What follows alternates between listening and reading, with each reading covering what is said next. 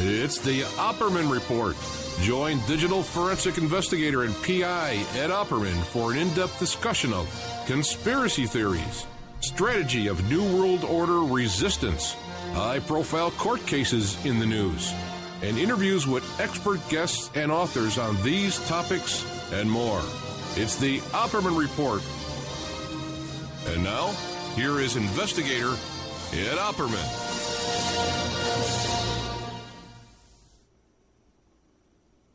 Okay, welcome to welcome to the Opperman Report. I am your host, private investigator Ed Opperman, and this show is brought to you by emailrevealer.com. You go to emailrevealer.com, get an autographed copy of my book, How to Become a Successful Private Investigator. But also, too, if you think someone's cheating on you, your boyfriend or your girlfriend, your husband, your wife, you send us their email address, and we trace it back to online dating websites, and we catch them cheating online. Okay, got a great guest. We had him on once before. His name is Geoff Gilson, and he's the author of the book Maggie's Hammer. We had him on a while back, about a year ago, and as a matter of fact, I think I was the first guy to ever interview him. He's a great interview, and I just saw some stuff he wrote on Facebook the other day about Trump and oil deals and Khashoggi, and it just perked my interest. So we got him on the phone. He's going to come right back on the show. Geoff Gilson. Geoff, are you there? Yes, Ed, I am. I wasn't quite sure if you changed your name and I had to call you Ed Email. But yes, I'm here. I'm calling from sunny South Carolina to, I gather, equally sunny California. Well, I'm in Nevada. I'm in Nevada. It's 1:15 here. In Nevada. Yeah. It's well, no wonder it's going to be. No wonder it's hot there. Yeah, I'm fine. How are you doing? Doing very good. Remind us who you are and remind us about your book, Maggie's Hammer. Okay, as you know, Ed, some of your listeners may know, some of them may not. 2 years ago, I finally, after 30 years of investigating, managed to publish a book called Maggie's Hammer. I'm going to mention a number of things during this interview, Ed. I'm not going to be able to cover everything today, but I'm going to try and give a broad brush approach to what I'm talking about today. And every so often, I'm going to mention places where people can go and look for stuff. But actually, Google is pretty good, people. If you go onto Google and you write in Maggie's Hammer and Gilson, you will find me in my book somehow. Essentially, what my book is about is the fact that in 1988, a very good friend of mine, my political mentor, my law partner, turned up dead in some woods in Great Britain. Mysterious circumstances, about $7 million was missing from his law firm. Everybody else thought that was the end of the case, and I didn't, for all sorts of reasons I cover in my book. And so I went around asking the questions. It turns out I was asking the right questions in very much the wrong places and ended up having a bit of an adventure for a few years, car chases, being shot at, and then spent the remaining 20 to 30 years trying to find out what it was all about. And it transpires that my friend had a skill set being a lawyer, a senior officer of British intelligence, which I didn't know, a close confidant of the then Prime Minister, Margaret Thatcher, a business partner of her son, Mark Thatcher, and was utilized by various intelligence agencies, including British intelligence, and various wealthy businessmen to set up money laundering routes. You may wonder what on earth this has to do with current affairs and current politics. But the theme of my book and the theme of my interviews since then has been that if you want to understand what is going on in the world today, and much of it is very confusing, most of the time you have to go back 30 years to the 80s, which is pretty much when all this stuff started. And also, all roads lead to Great Britain. And this is particularly relevant to Donald Trump, which I've discovered as I've been investigating and looking at some of his activities, that a lot of what we don't understand about Donald Trump goes back 30 years to the 80s, and again, all roads lead through Great Britain. So that's pretty much the introduction. Do you want to jump in and ask me any questions, or shall I just carry on, Ed? Well, you can carry on, but right off the top of my head, I can think of Donald Trump in the 80s is his connections to Adnan Khashoggi. Did that come up in your investigation? That will come up, and I will come back to that a little bit later. First of all, I'm going to start with a company called Rosneft. I mention that word more than right up front because people go away and Google Rosneft and Trump, and you will find out much more about what I'm talking about and find out why it's relevant. I think it's relevant because we're all of us following what's going on with Trump and Russia, but I don't reckon there's anybody who can actually stick their hand up in the air and say they know what the heck is going on. I didn't. And the more it went on and the less I understood, the more I was waiting for a penny to drop. And finally, researching and reviewing, I found this deal. And it's very simple. At the beginning of 2016, the Trump organization was approached by Vladimir Putin to broker the sale of 19% of Rosneft. Rosneft is Russia's primary oil trading agency, worth several $100 billion. 19.5% is therefore quite a lot. And the Trump organization was asked to broker the sale of that 19% to Qatar. And those of you who pay attention to current affairs will know that Qatar has been in the news recently as well, for good reason. There are connections. And the point of the post that you've been reading, Ed, and what I'm talking about today is that what's happening with Trump and Congress has nothing to do with politics, and it has everything to do with dirty money. And essentially what I'm going to be talking about today is Trump and dirty money, because even if your listeners think they know what dirty money I'm talking about, actually you don't. Let's get back to Rosneft. At the beginning of 2016, when Trump was already running for president, when the Iowa primary was about to take place, his organization was approached by Russia to broker this deal. Throughout the course of 2016, the deal was arranged. There were various stages. The deal was finally concluded in January of this year, once Trump had been elected and days before he was about to be inaugurated. Now, your listeners might ask the question, well, if this is what it was so important, if this is what's behind everything, then why is no one talking about it? Well, here's the deal.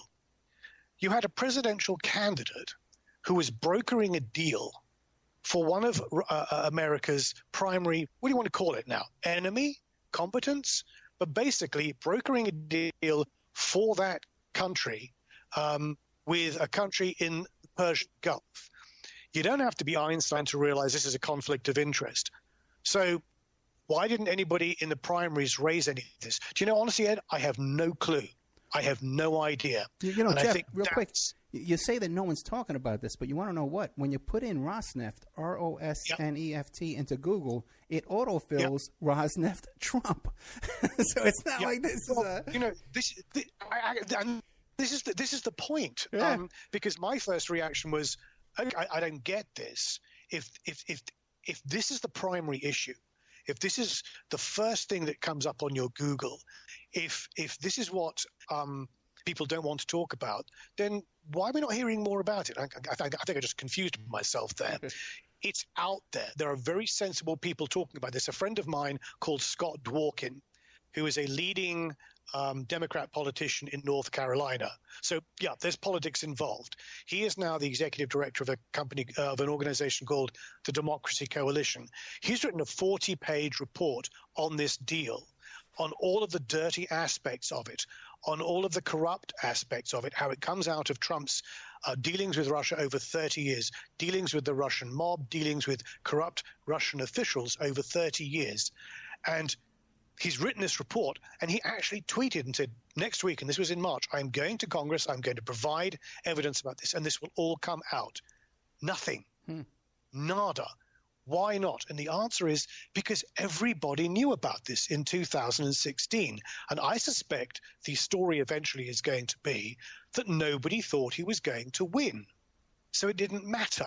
It was a businessman engaged in a deal with Russia. It only mattered when he won, by which point it was too late to raise it. And you say, well, so what has this got to do with Clinton and emails and so on? What Scott Dworkin's, D-W-O-R-K-I-N, if anybody wants to Google that, what Scott Dworkin's report itemizes and enunciates, aside from the deal, is that, and this is very important to understand with Donald Trump, that, as you will know, Ed, he conflates personal with business with politics. I read the other day somebody who said something about Donald Trump, and he said, you will only understand Donald Trump and the way he does deals and the way he runs his presidency if you understand his approach, which is deal plus. He does a deal, he passes legislation, and then he's got to do the machismo. He's got to do something else just to be a little bit boastful. He can't say that something's beautiful. It's very beautiful. And that's probably what will be his undoing. But at the same time, this is why there is no boundary in his mind between personal, political, and business.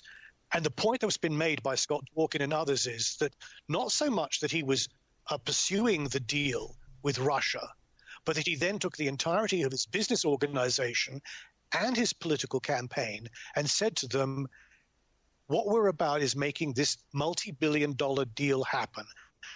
And everything we do is towards that end. Yes, Trump's campaign was colluding with the Russians. Yes, Trump's campaign was colluding with the Russians during the transition. But it had nothing to do with Hillary Clinton. It had to do with presenting his campaign in the best way possible to win, because if he won, he was going to lift sanctions. And once sanctions were lifted, the value of the Rosneft shares being sold would have increased dramatically. Now, when you put it like that, that's fairly dramatic. But how on earth can you raise that in a congressional hearing? Because the people you're raising it with, you say of them, but you knew about this. Why have you not raised this before that? Right. Before now.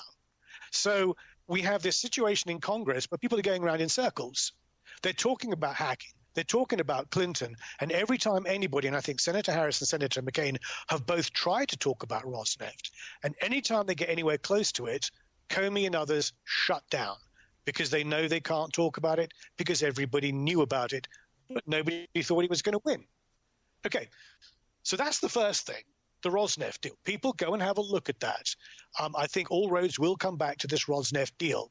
That's not the only thing that's happened. I mentioned let me ask you a question first. Did the name Carter Yes. Page, in your research into Rosneft, by the way, Rosneft was a client of Giuliani, Rudy Giuliani, and Barcella law firm.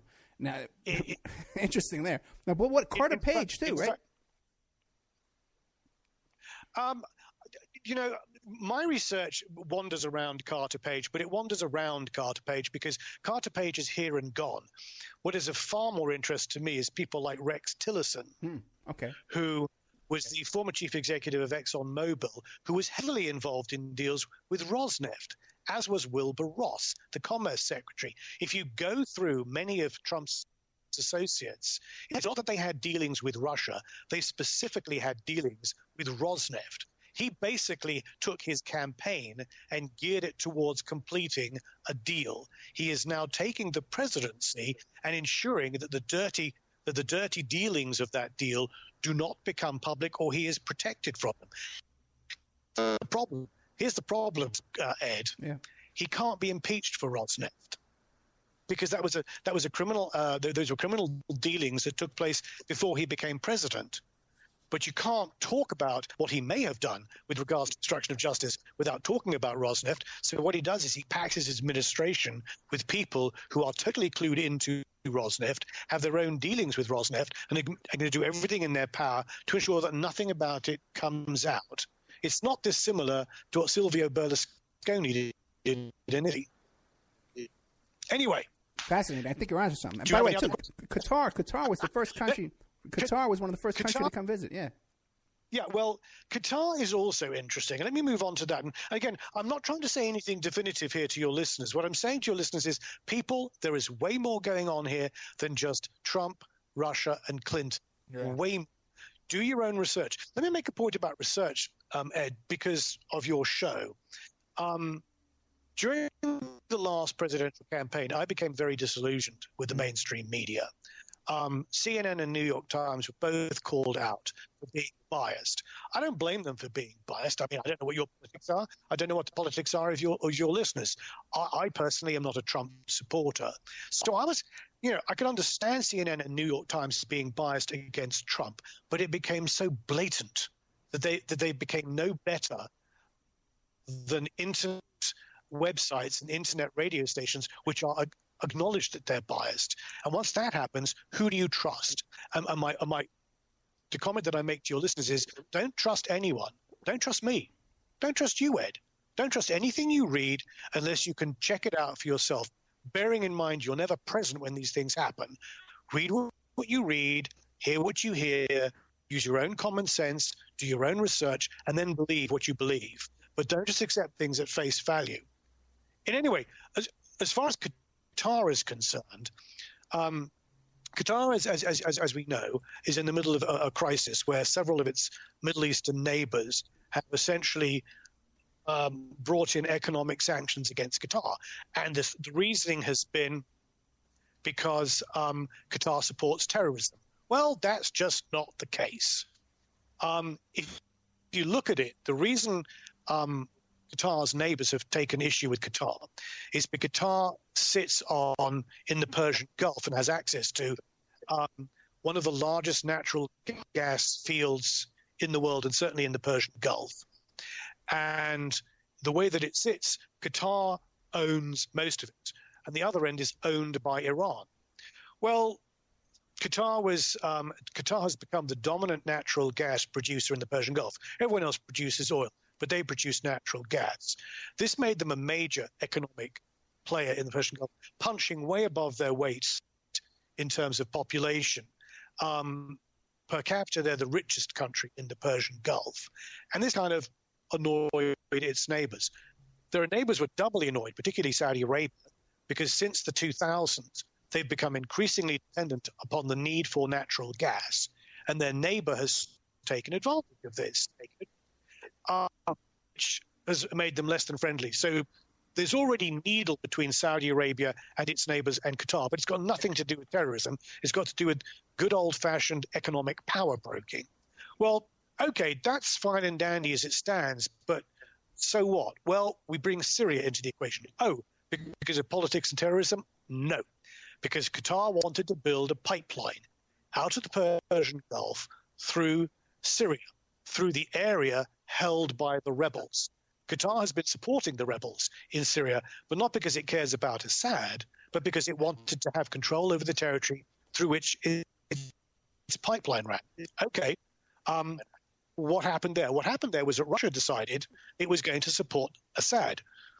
One of the primary reasons it wanted to support Assad is because it didn't want Qatar building a pipeline through Syria into Europe, because Russia depends for gas sales and oil sales to Europe as its primary income. And it has been severely dented by U.S. economic sanctions. So you had Russia on one side in Syria against Qatar on the other over pipelines. Well, Qatar eventually realized at the end of the last century that it wasn't going to get anywhere. And essentially it changed sides and decided to get cozy with Russia, which is why it became the purchaser of the 19% of Rosneft.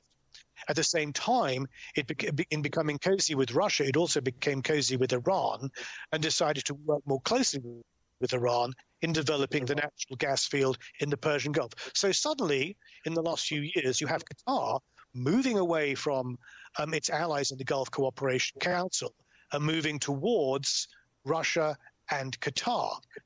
The two countries with which the Trump organization was involved in the Rosneft deal. Okay, all right, so there's more here than meets the eye, another thing we need to keep our eye on. But the question arises, if the Trump organization was heavily involved with Russia and Qatar in the Rosneft deal, why would it now be siding with Saudi Arabia against Qatar? Right. Politics? Terrorism? Right. No. Russia, because the United States has a $100 billion arms deal with Saudi Arabia. By the by, as you will know, and your listeners will know, Trump got into trouble in the 90s. 3 countries in particular helped him out: Saudi Arabia, Qatar, and Russia. So on the face of it, Trump has a sort of an even relationship between Saudi Arabia and Qatar, except he's now president of the United States, which tilts towards Saudi Arabia because of the arms deal. But, and here I don't entirely know the answer, Ed, we're just going to have to wait to see how it pans out. The deal, the situation with the Rosneft deal was that it was based upon President Trump becoming president and him lifting sanctions with Russia. That hasn't happened because of all of this focus by Congress on Russia. He's had to back off of it. So the sanctions haven't been lifted, as a consequence of which the Rosneft deal has gone kind of sour. Now, I don't exactly know what's happened between Putin and Trump or between Trump and Qatar, but I suspect that deeply hidden away in all of that, there are payments, hundreds of millions of dollars. There are relationships which have not come to fruition because this deal has gone sour. So I suspect at the moment, Trump is not really on the side of Qatar. At which point you back up and you say, whoa, wait a minute. Are you trying to tell us that Trump is using the U.S. government like a glorified debt collector? Has anyone been paying attention to the way Trump has been acting as president? Basically, what we have done, 62 million people, is given Trump a blank check to do what he wants with his brand.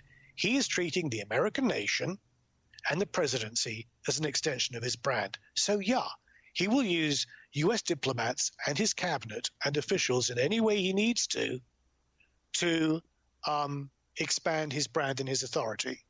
Is this making sense, Ed? Yes, absolutely. Yes. And I've been saying this all along. You know? But I have a question for you, though, about Qatar, though. Why Qatar was doing U.S. planes were taken off from Qatar the day that Saudi Arabia and all these other countries put their embargo on Qatar. And Trump was in favor of that. He was saying, even though our own planes were based there and taking off, and they were cutting off supplies to our bases, I guess, you know, to our people, he was in favor of that. Can you figure out why that was in the background, what was going on? The answer to that question is yes and no. No, I don't know the details. Yes, one of the things, I'm going to mention a couple of blogs. I mentioned my book. Folks, if you want to understand some more about what I'm talking about, I've got one blog that I write about Trump. It's called New World Trump. Again, you Google New World Trump, Trump, Gilson, Gilson, Trump, WordPress. You will find that blog, and it goes into more detail. Another blog that I'm writing is more political, and it's called Democratic Populism. Again, Democratic Populism, WordPress, Gilson, you will find it. I was one of the few Democrats last year to say assiduously and continuously, I think Trump is going to win. I think Trump is going to win because the Democratic Party for the last 30 to 40 years has abandoned the working people of America and has been taken over by an intellectual elite that thinks it knows best what working people need. And working people like to be asked what they need. I think Trump, and I'm sorry if I offend people politically, I think Trump is a walking disaster. But he realized what he had to do. He realized there were a lot of working Americans who were scared and angry. And what you do with scared and angry voters, and I know it's a terribly mercenary thing to say, is you say, you're scared, you're angry, I will give you someone to hate, and I will give you someone else you can take something from to make you feel better. That's what Trump offered, and 62 million people bought it. I don't blame them. They're scared and they're angry. The thing about Trump is Trump survives on chaos.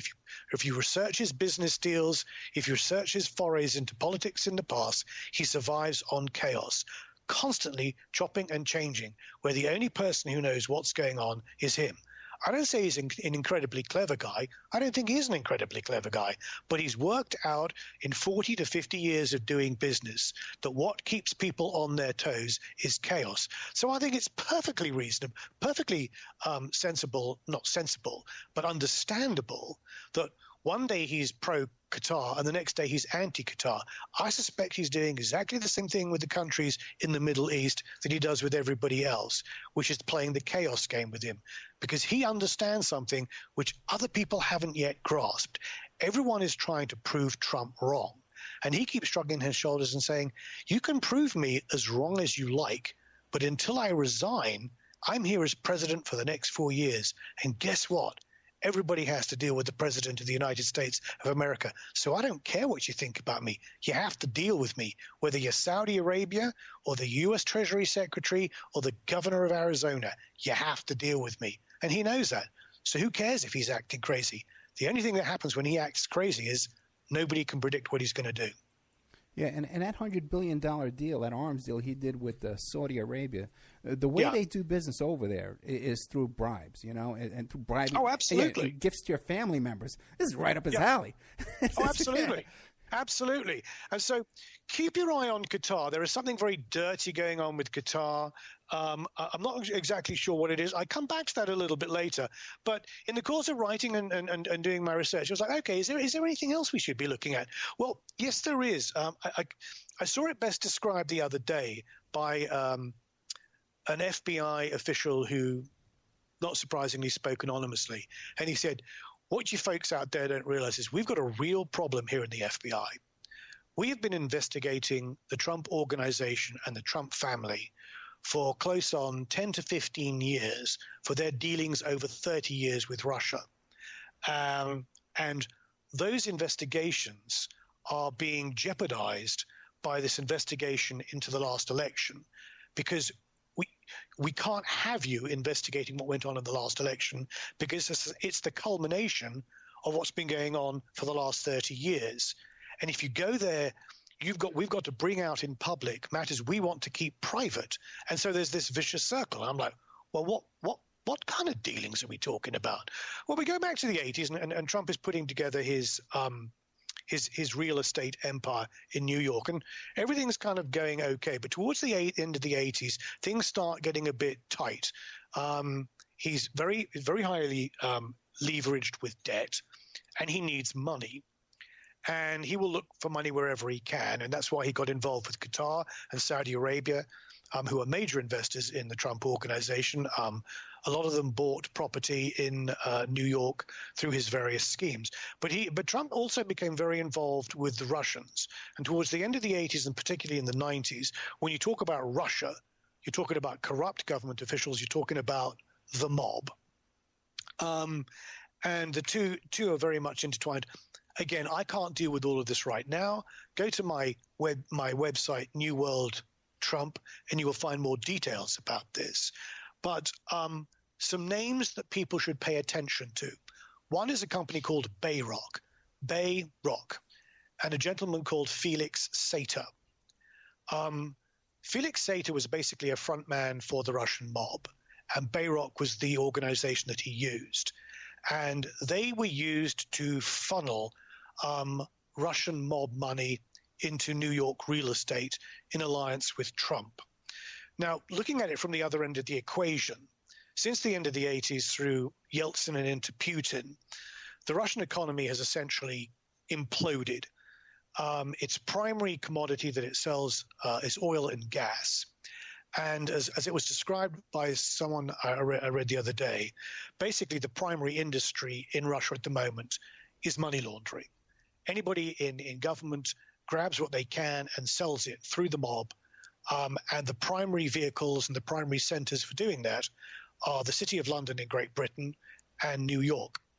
Comes back to my point that I made at the beginning. If you want to understand what's going on in the world today, you have to go back 30 years, and all roads lead to Great Britain. And Ed, I'm going to give a little plug here. Someone who reviewed my book said, if you actually want to understand that, about what was going on 30 years ago and how it involved Great Britain so much, Maggie's Hammer is as good a primer as you can find. End of plug. No, but everyone should go back and listen to our first interview we did about Maggie's Hammer. It's really quality work, and I recommend it 100%. Well, and I'm glad you mentioned Felix Sater, too, by the way. And Felix Sater had an office in Trump Tower with the Trump organization. Absolutely. He had a business card that said he was a consultant to the Trump organization. This is guy's operation. And he's yeah, go ahead. Yeah, and he was also involved with the Trump campaign. In fact, in February of this year, he was involved in a meeting in the White House. There was not in the White House, in one of the hotels in Washington, but with members of the Trump administration to talk about the lifting of sanctions. Again, this had nothing to do with politics and everything to do with the Rosneft deal. But Felix Sater was the front man for the Russian mob money in Trump. And if you go to my blog, you will find all sorts of details about how the Russian mob laundered money through the City of London, through real estate in New York. particularly also pay attention to Donald Trump Jr., because he seems to have been the front guy for a lot of this. And there are details on my blog about Donald Trump Jr.'s involvement with a bank called the Baltic International Bank based in Latvia. And the route for Russian money has generally been from Russia through Latvia and Estonia into either Great Britain or New York directly. And tens of billions of dollars have been laundered in this way. There have been innumerable Russian tenants in various Trump properties. There's one recorded deal of a Russian mobster buying a Trump property for $95 million when the property was not worth anything like that. Classic money laundering activity. Also through Felix Sater, an enormous amount of Russian money was invested in the building of the Trump Soho Tower, specifically. But there's one deal in particular I want to mention and I want to direct your listeners to, because once again, one can say, what on earth has this got to do with anything at the moment?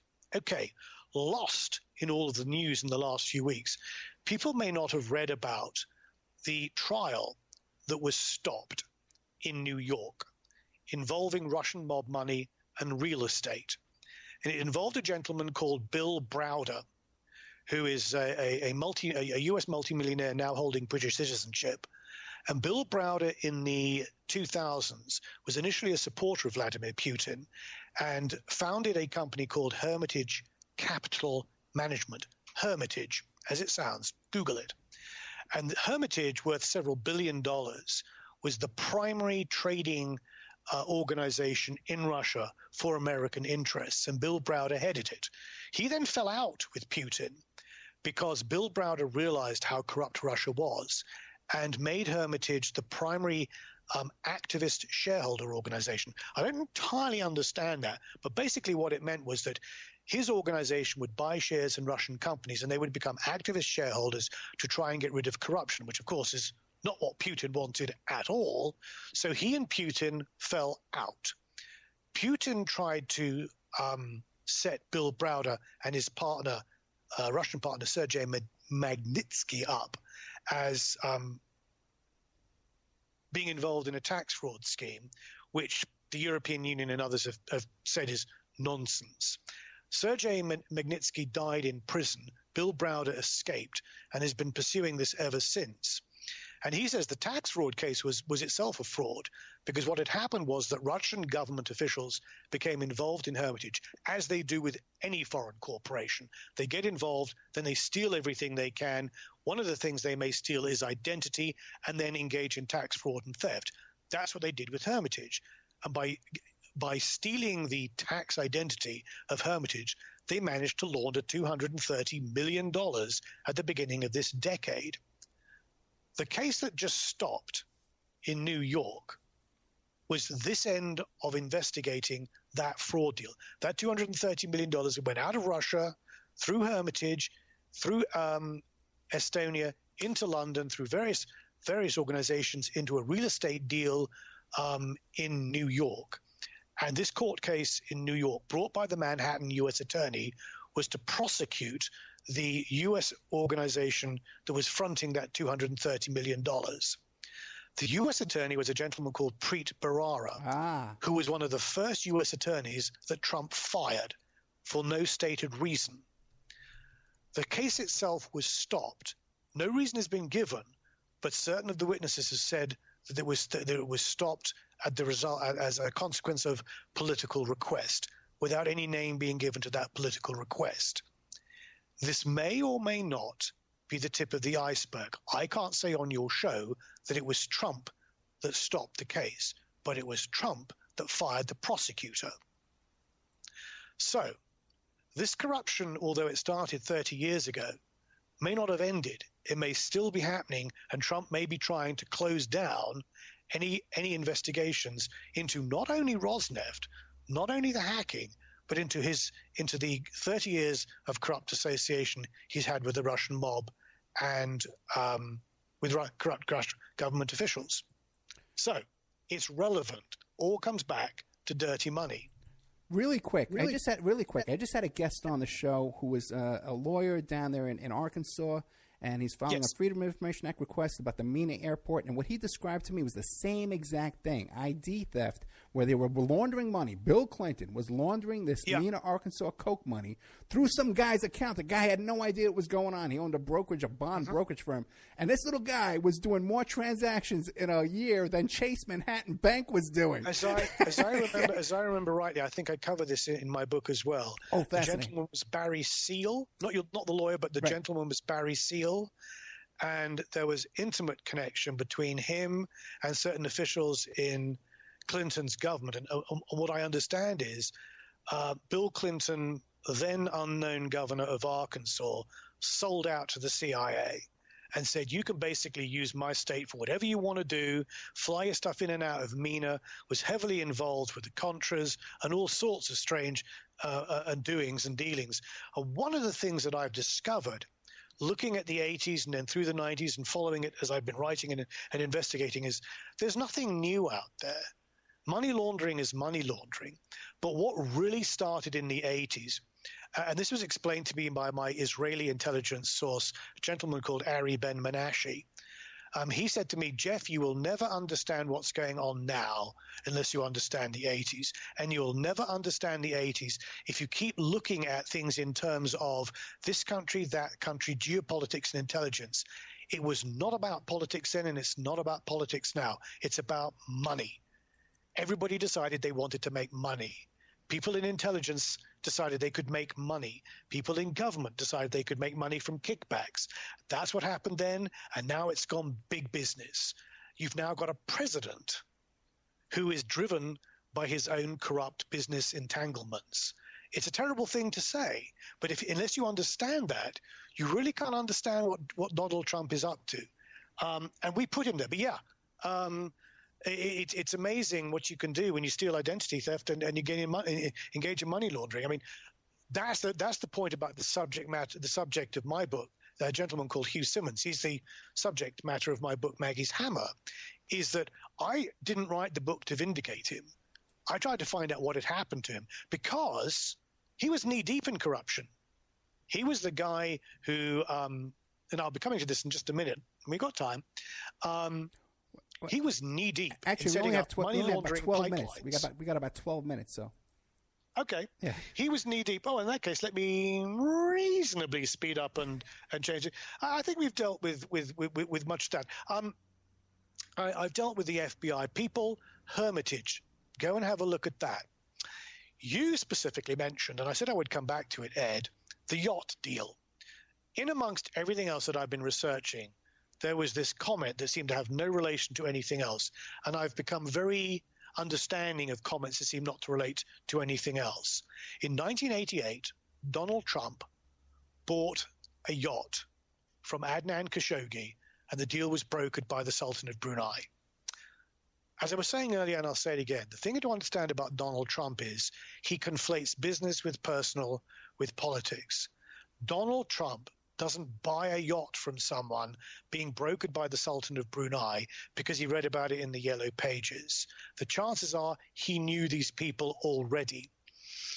You're going to have to go and read my book to understand some of these things, but I'll give you the shorthand version. Adnan Khashoggi was the man who was primarily one of the middlemen for the Iran-Contra deal in the 80s. He was in the 80s one of the world's primary arms dealers. So if Donald Trump is associated with him, what else was he associated with? Adnan Khashoggi's sister was married to Mohammed al-Fayed, who features prominently in my book, because I believe that Mohammed al-Fayed was an asset of Israeli intelligence and still is, possibly controlled by my source, Ari Ben Menashe, who was a primary source for my book and much of the information about Hugh. Hugh set up money laundering pipelines for all sorts of people. Mark Thatcher, Margaret Thatcher's son, he was arranging arms deals for Margaret Thatcher, and I mentioned some specific ones in my book. He was the gentleman who set up pipelines laundering bribes and kickbacks from arms deals that the British Conservative Party were engaged in Iraq and from arms deals that the Labour Party, their opponents, in Iran, the Labour deals were brokered with Robert Maxwell, and the Iraqi deals with the British Conservatives were brokered with the Israelis. And my guy set up the pipelines for that. So he was heavily involved in setting up some fairly dirty money pipelines in the 80s. Why did he die? According to my mate Ari, he died because he knew too much. I've told Ari bluntly, and I kind of like Ari, but I've told Ari quite bluntly that I have reason to believe that he, Ari, was a gentleman who was responsible for my friend's death. And in an interesting irony, Chris Milligan, a name you probably know, Ed, he's the publisher through his company Triande, who published my book name, Maggie's Hammer. When it finally got published in 2015, Ari very kindly wrote a review for the back page, as a consequence of which Chris has now reprinted Ari's book. So Ari Ben-Menashe and I are in the same publishing portfolio, even though I keep telling everyone he's probably responsible for the death of my friend. Chris said, would you like to appear on radio together? And I said, I'm happy to appear on radio together, provided Ari understands my first question is going to be, did you kill my mate? And then Chris said, well, probably not such a good idea. Anyway, there's lots of activity associated with Adnan Khashoggi and arms in the 80s that relates to my friend and Great Britain. The Sultan of Brunei in the 80s was also involved in a lot of dirty money. He's a very rich man. Go and Google him. Mohammed Al Fayed tried to curry favor with the British government by brokering certain things with the Sultan of Brunei. In 1985, the Sultan of Brunei secretly loaned $7.5 billion to the British government, then headed by Margaret Thatcher, to rescue it from a sterling crisis. Mohammed Al Fayed provided his personal jet planes to Mark Thatcher for Mark Thatcher to go and broker illegal arms deals in the Middle East. Lots of very strange things going on in the 80s around these two gentlemen, Adnan Khashoggi and the Sultan of Brunei. I can't say anything definitive about Donald Trump. I can only raise a question. Was he involved? Read my book, go and research, work out for yourself. But one of the names that was mentioned was Robert Maxwell. And I mentioned him, and I'm going to kind of finish with Robert Maxwell for this reason. In the course of talking to Ari Ben-Menashe, Ari mentioned Robert Maxwell once. He said, your mate was very close to Robert Maxwell. I was present when he and Robert Maxwell and I held meetings, and he would never describe what those meetings were about. But I know that in the year or two before he died, through my British intelligence source, that Hugh was transferring through various money laundering vehicles large amounts of money into Eastern Europe. Everyone believes that the Velvet Revolution was an uprising of the people. It wasn't. My information is the Velvet Revolution happened reasonably peacefully because hundreds of billions of dollars were pumped into Eastern Europe and Russia and simply bought off all of the bureaucrats one by one, so that when the time came, they simply stood aside. Hugh was heavily involved in that, as was, I believe, Robert Maxwell, who, as you will remember, Ed, also died in suspicious circumstances in 1991. Robert Maxwell was asked by the Israelis and the CIA to look after hundreds of millions of dollars in banks in Eastern Europe so they could keep it away from congressional and parliamentary oversight. It's believed that Robert Maxwell stole that money. I'm not entirely sure. I think there's a story that's not yet been told, and this is the next area for my investigation. I think a lot of the money that went missing criminally in the 80s, BCCI, BNL, Robert Maxwell, ended up in Eastern Europe as money being used to buy off bureaucrats, but it was off the books money. And it's just one of those things that no one's ever acknowledged. I believe that my friend Hugh Simmons was involved. I believe that Robert Maxwell was involved, and that may be why they ended up dead. My question is, since Donald Trump was heavily involved with the Russians at that time, could he have been involved, or does he know something? Well, we know Trump is involved with Maxwell's daughter, Ghislaine Maxwell, who just settled a lawsuit with a co-defendant of Trump, Jeffrey Epstein in Manhattan. He's been photographed with Maxwell, and he's been so has the Clintons been photographed with Maxwell as well. And this is why it's going to be the next area that I look at, not only in terms of my own book and where I take that, but in terms of Donald Trump. But I hope in this very brief period and jumping from one thing to the next, your listeners understand there's a lot of connections here. There's way more going on. Go back and have a look at the 30s. Have a look at Great Britain. If you want to, have a look at some of my blogs. Maybe read my book. I think I've covered just about everything. If I have a few minutes, Christopher Wray. I was going to end with a couple of things. The first of which is, if you say, this hasn't got anything to do with anything, go and have a look at CNN right now, or maybe a few days ago if this is going out on Friday. Christopher Wray is headlining the news on CNN. It's been discovered that in January of this year, he removed from his resume the fact that he represented certain energy executives in their dealings with Russia. His company is King & Spalding, who are well known for representing American interests in Rosneft. People, there's a lot more going on, and the stuff that I've been talking about is totally relevant. Trump is trying to appoint as the U.S. government's primary prosecutor a gentleman who is intimately invested in the very dirty business dealings that Donald Trump wants to keep quiet. I want to end on one point if I've got just a couple more minutes. Ed, you stop me when you think I should stop. You may think that none of this has anything to do with anything. I read something the other day, one of my conspiracy theory books, but it caught my attention. And it said, so I've been talking about the power elite. That when everyone says the power elite, I tend to turn off. But anyway, they said, so I've been talking about the power elite. He said, if you think I'm wrong, keep an eye. This was a book written several years ago. Keep an eye out for this. I believe, this writer said, I believe that there's a power elite that has been trying to dumb down ordinary people. Fluoride, Monsanto, whatever. There's a problem. The problem is you dumb them down so much, they no longer react to suggestion.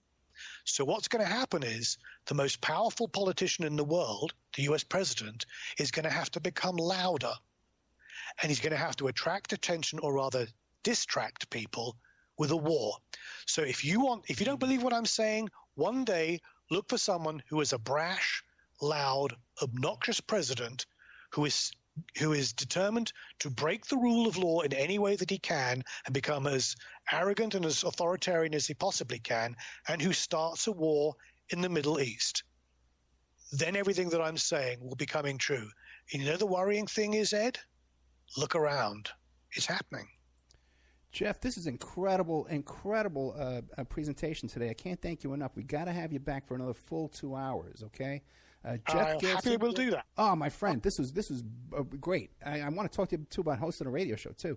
Geoff Gilson, the book is Maggie's Hammer. Excellent stuff. And what are your blogs, real quick? My blogs again are New World Trump, Democratic Populism, and Ticker Tape Talk. But essentially, if you Google Geoff Gilson blogs and WordPress, Google will do all the work for you when they're not spying on you. Yeah, right. Geoff Gilson, thank you so much, man.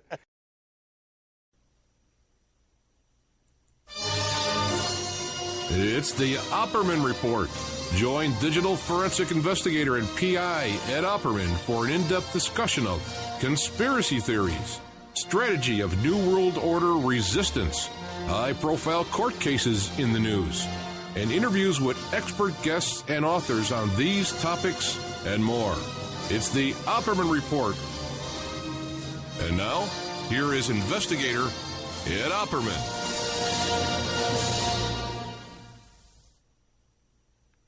Okay, good evening. Welcome to the Opperman Report. I am your host, private investigator Ed Opperman.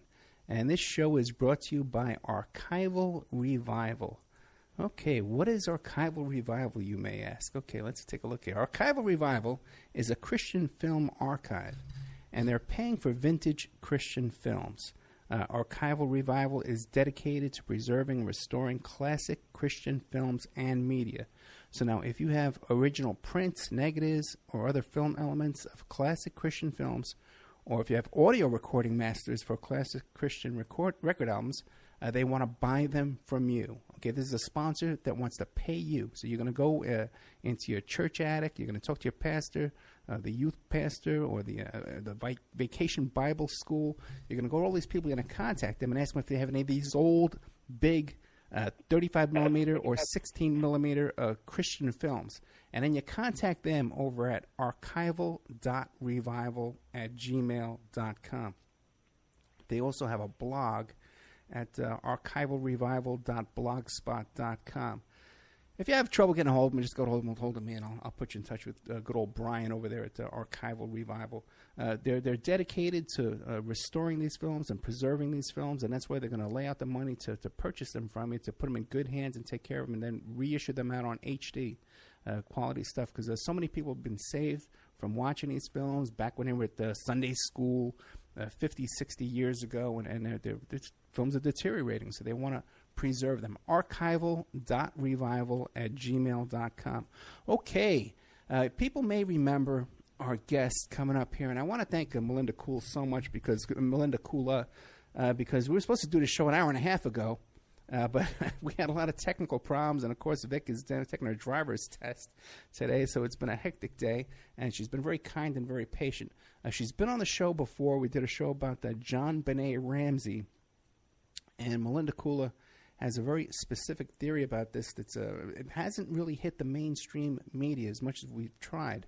And good old Matt Winnicott, who is a frequent listener to the show, he's fascinated with this version of this theory, Melinda Kula's theory, and he's always involved in this. Melinda's written a book called Santa, You Be the Judge, Murder of Mine. Also, too, they have a website called John Benet's TrueCaseHistory.com.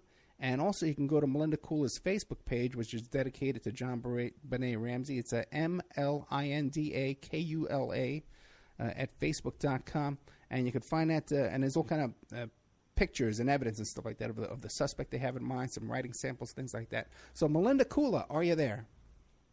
I certainly am, and I would like to thank you, Mr. Opperman, for your opportunity to update the public. But I'm not only going to do that, I'm going to bring them on board the justice train. Oh, very good. Okay, so well, give us an idea. Tell us your theory of the John Benet Ramsey case. Okay. First of all, there is a person that no one is aware of, well, except for your listeners and my crew, and this person is Bill Ramsey. Bill Ramsey has been in the picture for 20 years plus. The authorities in Boulder know about him. The last two governors know about him. All authority figures in the entire state of Colorado are very much aware of this man. So what we're going to do is we're going to talk about this man, this one man named Bill Ramsey.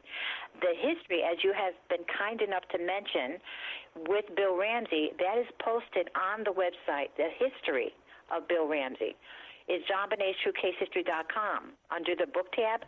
But this is more important. Bill Ramsey's Ocean County, New Jersey, police mugshot.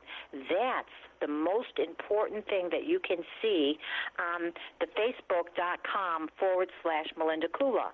It's in the photo section. We have to all keep in mind here something. This terrible murder of an innocent 6-year-old was overkill. It was simply overkill. He could have simply stun-gunned her. She's small enough. He hit her 3 times on the side of the face, on the back, and the back of the leg. That in itself could have killed a 6-year-old little girl. He could have simply cracked her skull open and not done all those other things, and that definitely killed her. He garroted her. He sexually assaulted her, and according to the autopsy report from one coroner, she was, and I want you to remember these words, she was sexually assaulted, chronically sexually assaulted over a period of time. And how do they know this? Because there was old scarring from different time periods from a similar assault. So let us just say the intruder, which Detective Lou Smith speaks of often, the intruder, let us say that person visited every Christmas Eve to collect a large sum of money that would sustain him for one entire year. But while he collected this large sum of money that would sustain him for an entire year, while he did that, no one knew he was collecting something else, a bonus from little John Bonet. Because I promise you, children do not tell when they are being sexually assaulted. Women don't always tell when they've endured that kind of abuse. So please remember that. Well, Melinda, let me ask you a question now. Because your theory is that William Ramsey would come over to pick up like a payoff from the Ramsey family once a year on Christmas time, so that he wouldn't reveal that he was Ramsey. Bill, the father's name is Bill Ramsey, right? John Ramsey. The father's John Ramsey. John Ramsey. Let us call Bill, in his own words, the illegitimate son. He has claimed to be the illegitimate son. He has claimed, I met this man. Please don't forget this. I met him. He ran me off the road several times. We have had toe-to-toe, nose-to-nose confrontations, including in Walmart and other shops. So this is a real person. I met him. I met him when he called himself Bill Ramsey. But yes, to answer your question, he said he went to visit his father every Christmas Eve to collect a large sum of money because he felt his family, John, Patsy, the siblings, treated him like the black sheep. They did not want him around. Somebody did not want him around. Get the money and get out, and don't let me see you for another year. Okay, and people can listen to the whole. We did a previous 2-hour show with a lot of information about this whole theory that William Ramsey's an illegitimate son of John Ramsey, and he was going there for his payoff every year. He had the tech boots and stuff like that, and he had a stun gun. There's a lot of really stuff to make you look at this guy. But my question for you is this. Now, if you think he's responsible for the sexual abuse, if he was just there to pick up this payoff, and he's a strange-looking guy, he's not a guy you want around, how would he have access to little John Bonet in that home without the parents' consent or knowledge? If you remember from the very, very beginning, we learned two things. And in my conference call earlier with Dr. Melvin J. Laney and Douglas Millar, the CEO of Unite for Justice, today, this very day, we were discussing that. Okay. You have an alarm system. You don't turn it off. I have an alarm system. I never turn it off. It's a manual effort to turn it on and to turn it off. It's there to protect my family, whether I'm home or not. You also have a dog. Mine is a German Shepherd. I do not, especially when I'm not going to be home, remove my dog from the house and the land it's supposed to protect. She's a guard dog, and take her and relocate her across the street. John Ramsey did both those things. John turned his alarm system off that day. Why would you do that? You're not going to be home. You're going to a Christmas party at Priscilla White's house. You have a house full of Christmas presents, and you remove your pet across the street for whatever reason. Now, if my dog, even if I let someone in, that might not mean that my dog is going to cooperate and get along with them and be nice. She has her own opinion whether or not, if I let someone in my own home, they're a good person, a good soul, or a bad person, a bad soul. And I trust the response of my dog. If the teeth come out, I have to step outside my door with that person because I'm not going to be able to get him in the house unless I lock up my dog. And again, why would I do that? Why would I either lock up my dog or move her across the street when she is the final source of protection for the family, the land, and the property? You brought up a very good point. But he did have access. And if you think about what Detective Lou Smith said, I love this man. This man is honest. This man has integrity, and he spoke the truth. So the authority did not want everything he uncovered to go out. But everything Detective Lou Smith came up with cooperates with the information that's on the JohnBonetTrueCaseHistory.com website, but also with what we're going to cover today. Side by side, you put Detective Lou Smith's intruder theory along with Bill Ramsey, and side by side, you have the victim. You have the murderer of this poor victim, this little child. And we'll talk about that. We'll talk about that window that allows you to drop down into the basement, because the authority said it wasn't possible. The authority said it wasn't possible. But yet Detective Lou Smith, as I recall, is a taller man, an average-sized man, but a taller man than Bill Ramsey. Bill Ramsey's 5'6" and 135 pounds soaking wet. So if Detective Lou Smith, a taller average man, can slip down there, and I watched it, he did without any problem. Okay. Then why not Bill Ramsey, who's a much smaller man? There is the entrance of that, I am sure of.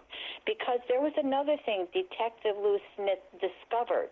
This very wise, learned man discovered that in the police photos, there was a hand print on the outside of the building above that particular window well in the concrete strip, because the concrete strip held what we have is a type of a moss that goes on the outside shaded area of a building. My entire house is covered with it in the backyard. Not the front, not the sunny side, only in the backyard. And if you put your hand on it and you slide it down, you will actually leave your print, the size of your hand, your fingers, your print, your actual print in this moss. Detective Lou Smith discovered that. We have never heard about that before, not in 20 years. But that very learned man discovered it in where? The police photos of the crime scene, inside and out. So that is why I'm saying we're talking about only one man. And that one man told John Bonet that he would visit after Christmas. One man entered the Ramsey home through the basement window, as stated by Detective Lou Smith. One man was singled out by the grand jury, and this is so important. Everybody's missing this part. One man was singled out by the grand jury. Listen carefully. The indictment read, on or before December 25th and December 26th in 1996, in Boulder County, Colorado, John Bennett Ramsey did unlawfully, knowingly, recklessly, and feloniously permit a child to be unreasonably placed in a situation which posed a threat of injury to the child's life or health, which resulted in the death of John Bonet Ramsey. This is a child under the age of 16. And there was another indictment, more specific. This is talking about one man.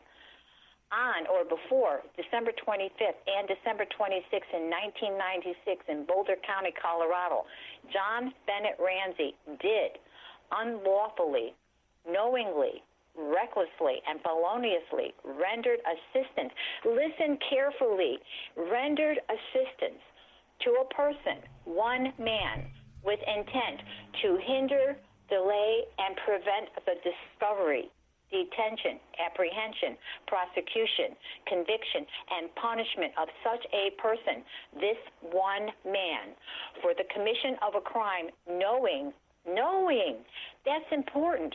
The grand jury felt that John Ramsey knew who this person was, who he allowed near his children, and as a result of the crime of murder in the first degree against that child, as well as abuse. This one man is being protected. Ladies and gentlemen, make no mistake about it. This one man is being protected by who? By the authority in Boulder. Wait, but Belinda, let me ask you a question. Go ahead. Sure. The indictment that was handed down by the grand jury that you're just reading right now, I'm not familiar with it. I haven't read it. But aren't they referring to that John Bonet allowed Patsy Ramsey to commit the murder? Like what was? No. What did they hand down according to Patsy? In reference to Patsy, they're repeating, to answer your question, Okay. In reference to Patsy, they're repeating the same two. Remember, we can only have 7. They're repeating the same 2 indictments, but they're not, in the second one, they're just swapping out the names, not John Ramsey, but Patsy Ramsey.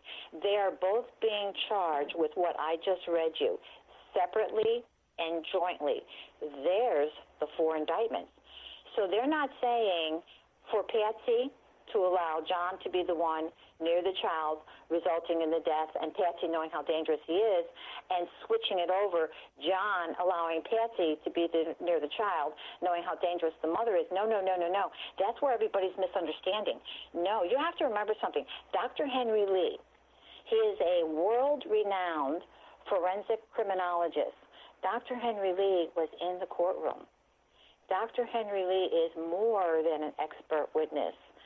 Dr. Henry Lee, for years and years, received information about this Bill Ramsey, this man who he claimed, I'm not saying it, he said he's the black sheep of that wealthy family. He would go there every Christmas Eve to receive a large sum of money.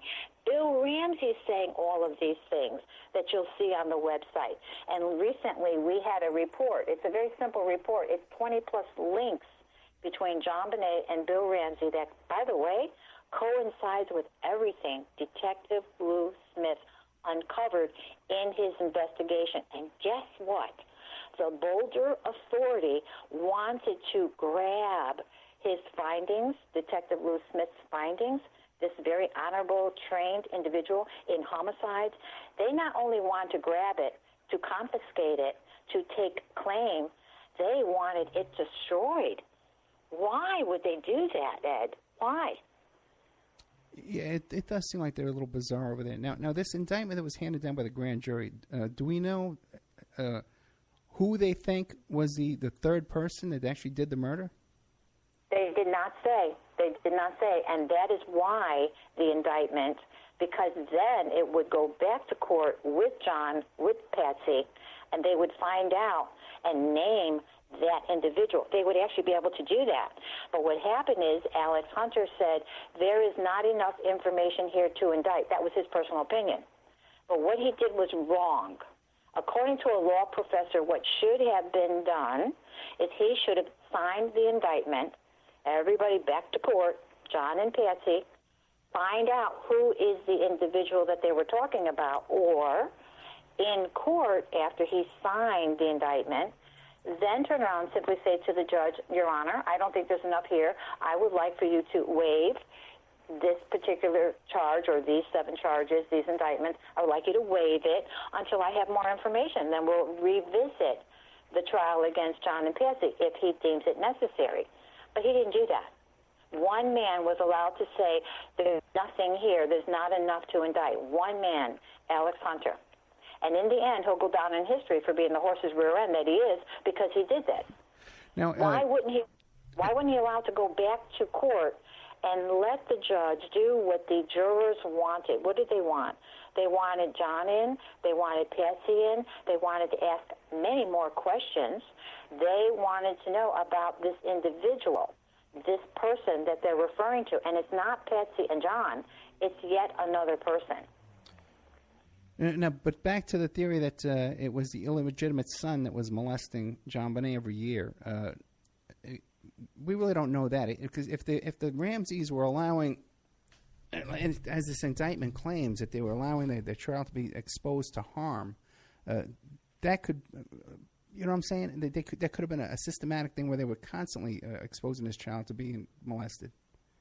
Don't you interpret it that way? No, not at all. But if someone interpreted that way, that's another way to look at it. Absolutely. And we could have found the answer with that theory or end result or my own, either one. We could have discovered that if the parents, were allowed to go back to court and then through the grand jury answer the questions to their satisfaction. We were robbed of that. And now Patsy's deceased, God rest her soul. So that will never happen. However, this case is so easy. It boggles my mind as to how easy it is. If because of, and I'm going to go back to that, if because of Homeland Security's new ruling, that if you see it, say it, if there's something suspicious, you have to report it, especially in today's environment. We all know to be vigilant.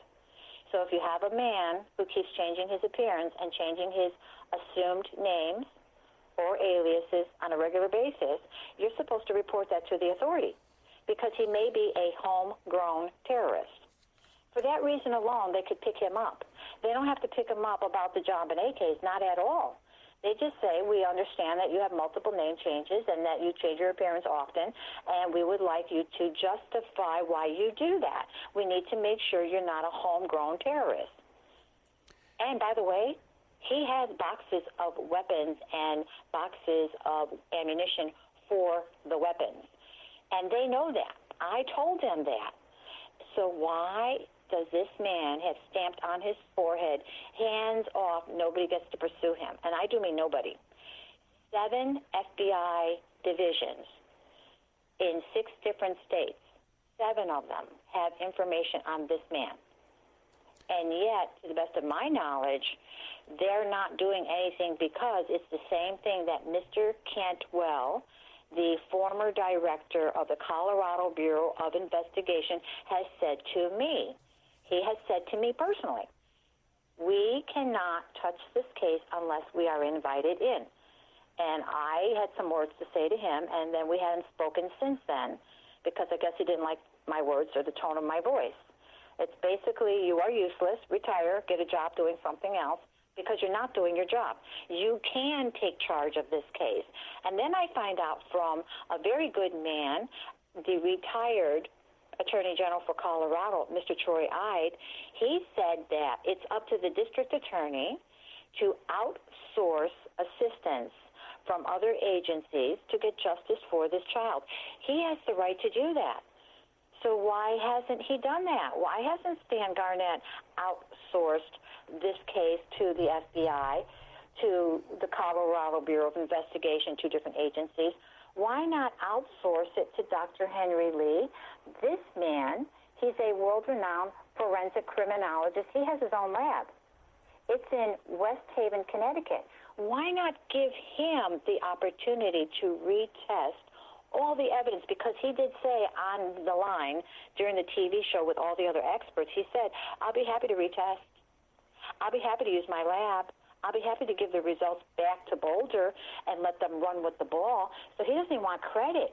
He simply wants someone who's unbiased, who's honorable, with integrity, to retest the information. Let's see what happens. You also have Detective Kenneth L. Maines.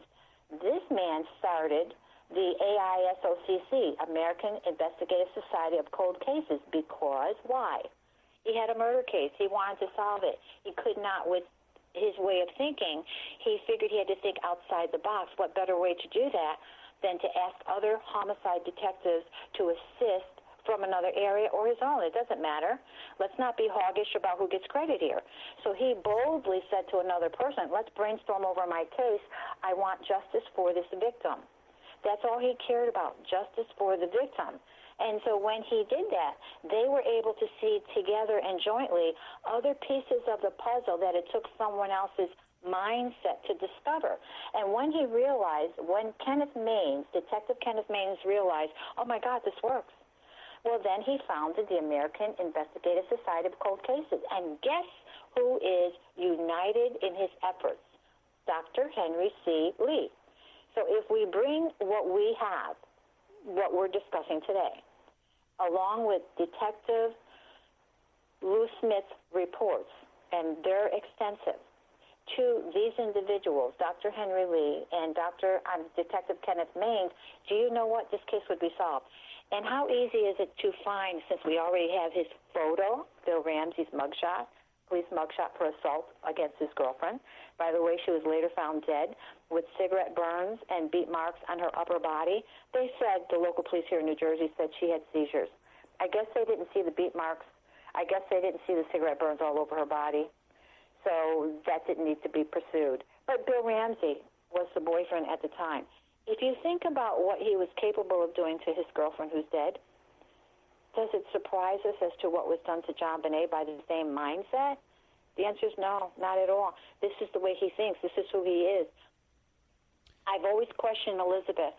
Elizabeth is the child from the prior marriage, the older sibling. Elizabeth was in a one-car accident just a few years earlier, also during the New Year, Christmas holiday. I don't believe in coincidences, and I do know Bill Ramsey likes to run people off the road by playing the game called chicken. And I believe wholeheartedly that he may have done that to Elizabeth. And I find it interesting that once that information got to the Boulder Authority, they went to Illinois and they closed that file. They sealed Elizabeth's death records. Why would you do that? If you have nothing to hide, if you're not protecting Bill Ramsey, why would you do that? That's not normal. I know. I used to be a claims adjuster, specifically automobile accidents. So there's a lot of, as you well put it, strange things going on here. But I will tell you this, Detective Lou Smith said as much as he could slip down that grate, so could someone else.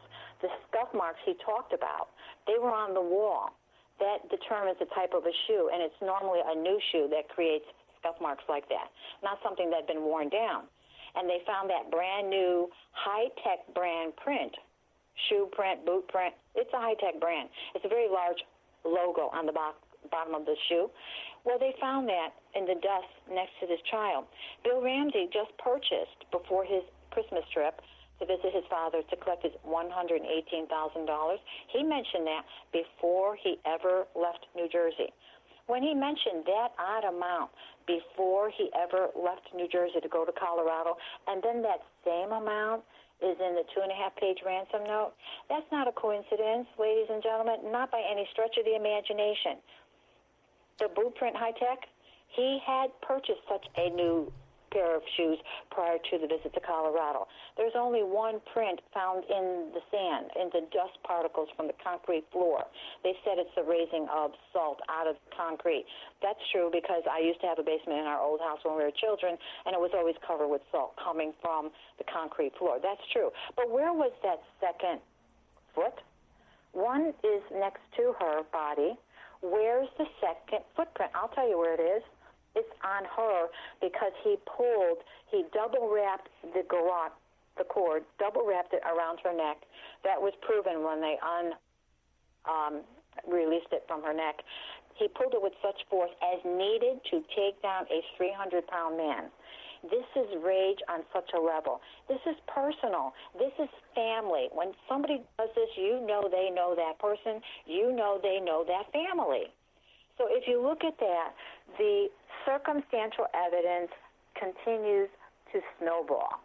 He also had found that there were no footprints in the grass outside. Well, that's because some of it wasn't covered.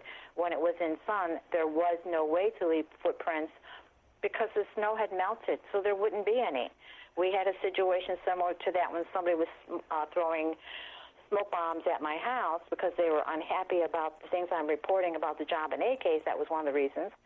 And so they just thought they'd bomb my house with smoke bombs. Well, they couldn't find prints. They couldn't find prints because they did it at the front of the house toward the glass windows, and the snow had already melted from the morning sun. You could not find prints for that reason. That's exactly what happened in JonBenet Ramsey's house. And if you just go back to the website, JonBenet'sTrueCaseHistory.com, you'll see circumstance after circumstances as to the similarities here, and they're all brought out by Detective Lou Smith. The words foreign faction, that term, even Fox 5 thought that that was very unusual, that when they Googled the term foreign faction, it was in a brochure for police officers, self-defense tactical training. Not for the rest of us, only for police officers.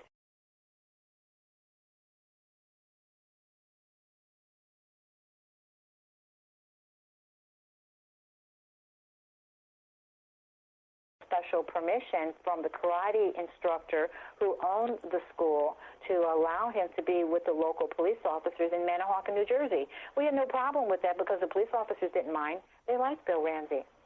And the owner of the school didn't mind because Bill Ramsey built Scott Razor, who also had an alias, a.k.a. Tom Yobagi, a loft above the karate school where he was training the officers at night, you know, that foreign faction term in the brochure for the police officers. Well, that very same man was molesting the children in the Manahawkin, New Jersey classes during the day. I find it odd that he would even do that, only because most of their parents, not all, but a lot of them, were police officers that he was training at night in the self-defense tactical training course. So that's something to think about. Now remember, JonBenet said she was expecting a secret visit from Santa after Christmas. She made that announcement. Detective Lou Smith is looking for an intruder. The grand jury talked about this violent person who was dangerous for the children, and it resulted in the death of the children. We need to find just that one man. We need to understand, why did Bill Ramsey, when he left for New Jersey to go to Colorado, he left in a black Ford Ranger pickup truck, black, old model, no cap. On the rearview mirror, he had hanging an oversized cross. It was probably the size of a man's hand. I would say maybe, 5 inches in length and 4 inches wide. He created that. He's a carver of wood. You couldn't miss the truck with the cross hanging from it. It demanded your attention. It was a magnificent, simple piece of wood carving.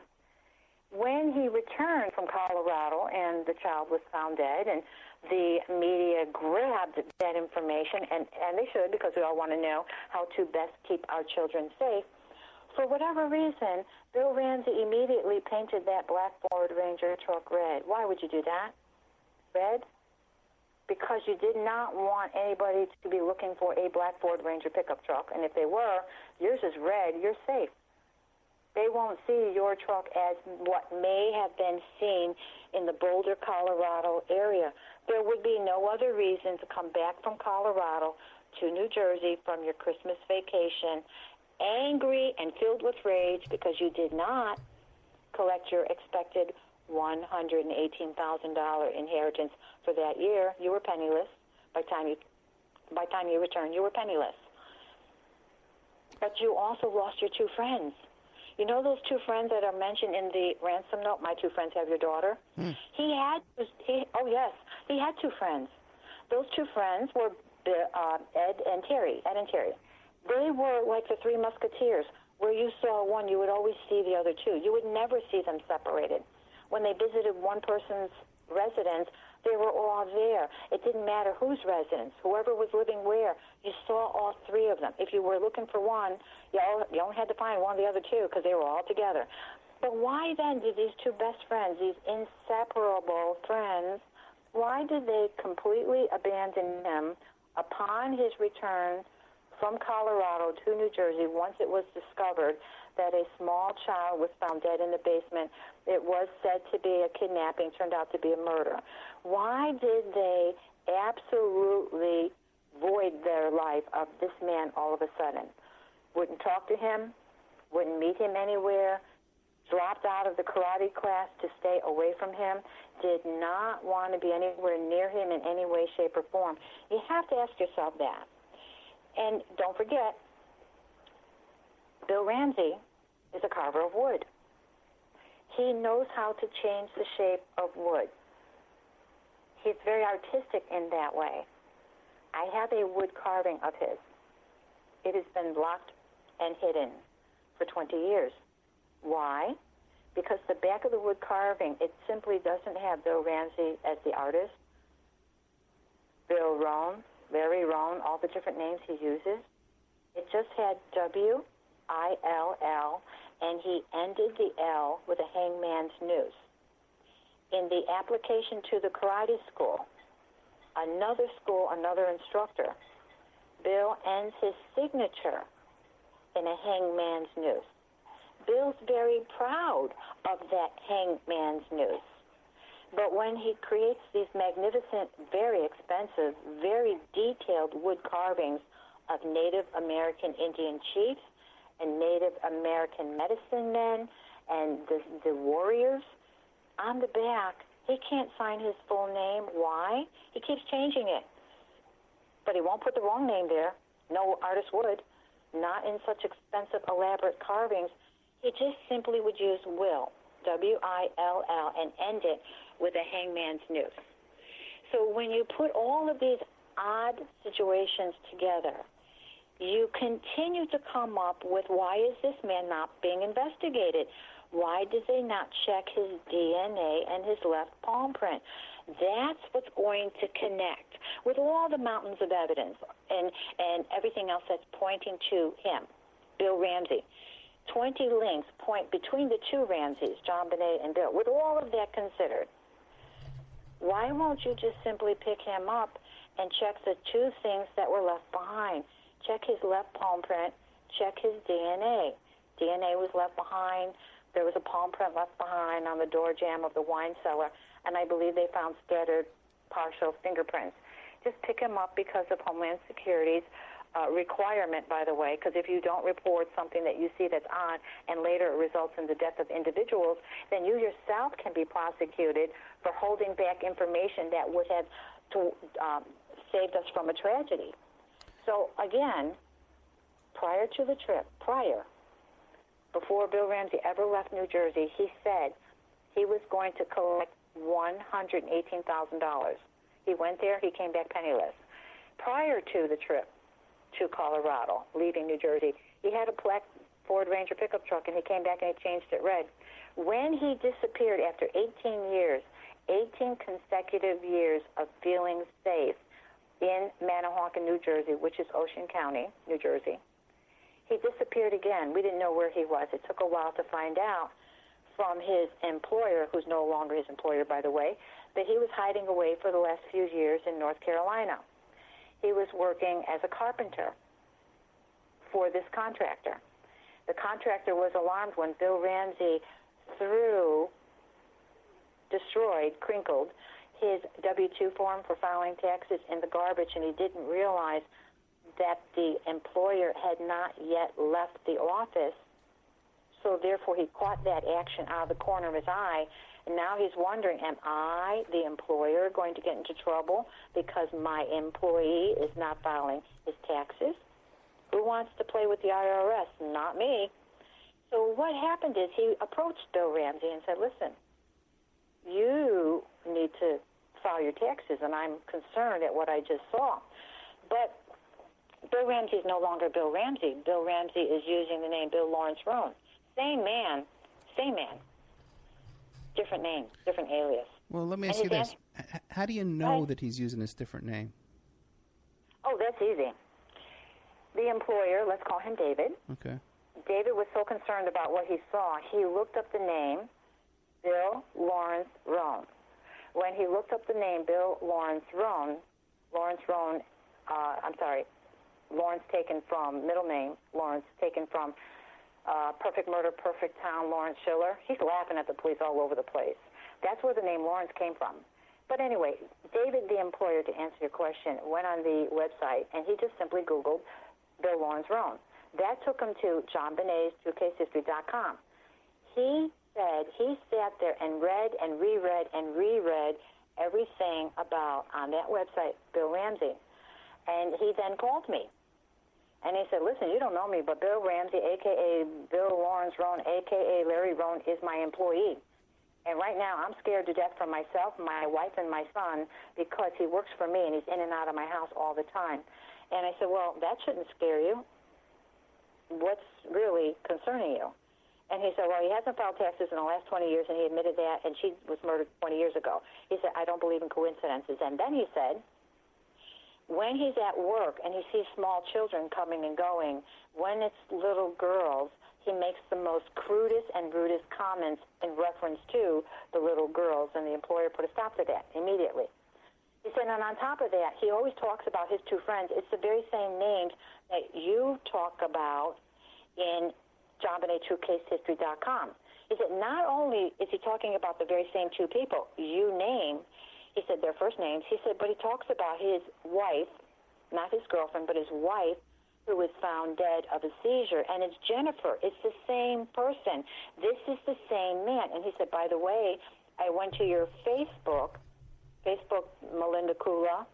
He said, and I saw his mugshot, and I am telling you, your Bill Ramsey, per that Ocean County, New Jersey police mugshot, is the same man that is employed with me under the name Bill Lawrence Roan. He said, I looked closely. They're the very same man. You cannot mistaken that kind of uneasiness you get when you look at this individual and you know he's someone else or he uses a different name. You have to wonder why does he do that? Okay, let me ask you a couple questions. Now, if this guy's his employer, right? So he must have his Social Security number, right? Has he ever gone and tried to verify that Social Security number? I don't know. That's a very good question. Of course, it's a basic question. Now, what about... That's why you're the journalist. Now, you're right. Now, so it would be very simple. Has anybody run any searches? What about William Ramsey? Do we know his Social Security number? According to his driver's license, which I have a copy of, right, They did not mention, North Carolina does not mention your Social Security number on your driver's license. So it's easy enough with the information I have to check the driver's license. What has happened in the last short period of time, Bill Ramsey, while in Florida, traveling through Florida because he likes to go to Disney theme park and sell his property, his wood carvings, surrounded by these children that he hates so much, Bill Ramsey managed to get a ticket in Florida, in Lakewood, Florida. To get a copy of that police report would be so easy for the authority or an investigator. Hint, hint, hint, hint, hint. It's in Lakewood, Florida, under the name Will Lawrence Roan. Not only do they have his police mugshot for being arrested there, but they also have his fingerprints. It's those fingerprints that will lead us to match up with, or not, I'm betting yes, to those left behind in the JonBenet murder case. Now, Bill Ramsey, under the name William Lawrence Roan, was also arrested this past December, I believe the 22nd, in reference to another automobile problem, reckless driving or something. And when they pulled him over, he did not have a license. If he did, he didn't present it. So in Burke, North Carolina, Bill Lawrence Roan was once again in trouble with the law. So, again, you would have a police mugshot, that's standard procedure. You would have fingerprints, that is standard procedure. And then you would just have whatever the charge was. Minor or not, they take fingerprints. We do this in New Jersey all the time. You don't get arrested without giving fingerprints as well. So we have a way to find out if this is the individual who left a mountain of Marlboro cigarette butts by the leg of JonBenet's swing set in her own backyard. And by the way, since he's left so many at my old house, his brand is, in fact, Marlboro. So that DNA could be tested, but it's easier just to check the fingerprints. They were left behind. Get the copies of the police reports. Law officers can do that. Other FBI agents and CBI agents can do that. The district attorney, Stan Garnett, can do that. A journalist, I imagine, I don't know for sure, might be able to do that. That's how easy it is to find this man and find the killer. Let's say that the fingerprints match. It's easy to find him. You now have multiple pictures of what he looks like.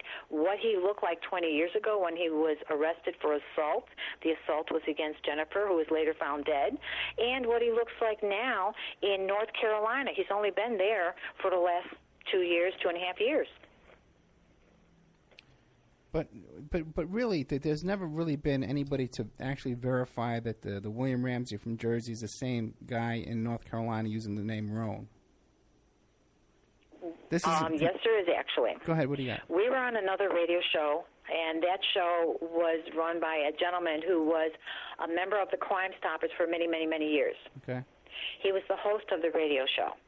And when I'm going to do a radio show about Bill Ramsey, I'm so very, very careful.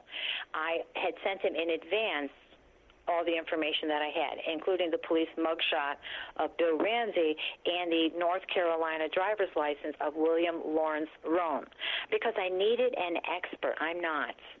I needed an expert to tell me if this is the same man who is trained in that area.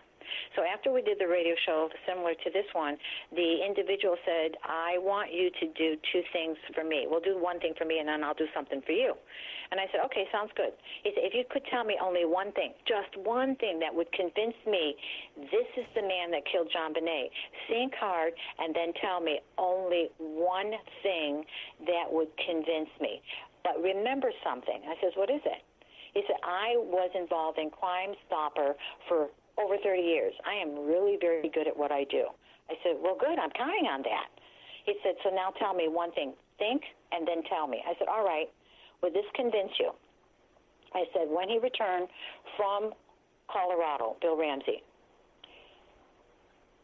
he attended the karate courses with my husband, that particular one, because he was no longer allowed to be in the children's class because he upset all the caregivers, whether they were grandparents, babysitters, or parents of the children. He upset them all by his presence. So when he returned, as well as everybody else from that Christmas vacation, and he resumed his karate courses, by the way, my husband was in that class, he was so filled with rage, he was bouncing my husband off the wall. And my husband finally gave it back to him after 3 shots with this individual. And my husband said, I don't know what happened during your Christmas vacation, but you're not taking it out on me. We're supposed to be sparring and not exacting vengeance for whatever went wrong in our life during the Christmas holiday. So finally, my husband just bounced him off the wall because he had had enough. Bill Ramsey picked himself up, and he said, as he's going out the door, he bellowed, don't call me Bill Ramsey anymore. Call me Larry Rohn. From now on, my name is Larry Rohn. He didn't say, by the way, William Lawrence Rohn. That time he used Larry Rohn. And one of the individuals who was from the FBI said, well, why are you changing your name? You can't do that. It has to be legal documentation. He said, I'm a man of mystery. Just call me Larry Rohn or I won't answer you. And he stormed out.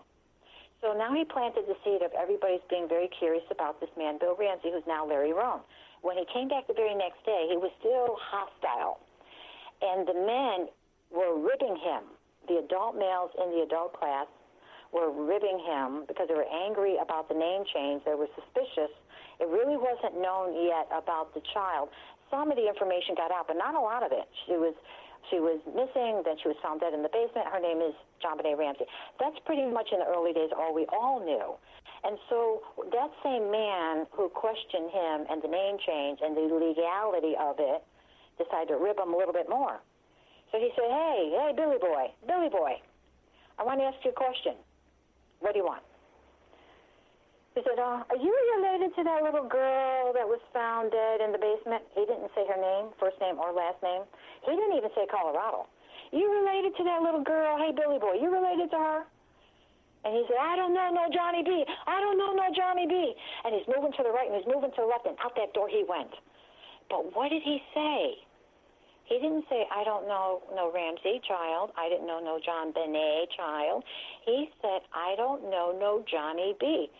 We didn't know for a very, very long time, years, that was the pet name or the term of endearment that John and Patsy used for their child in the privacy of their home. Let me ask you another question.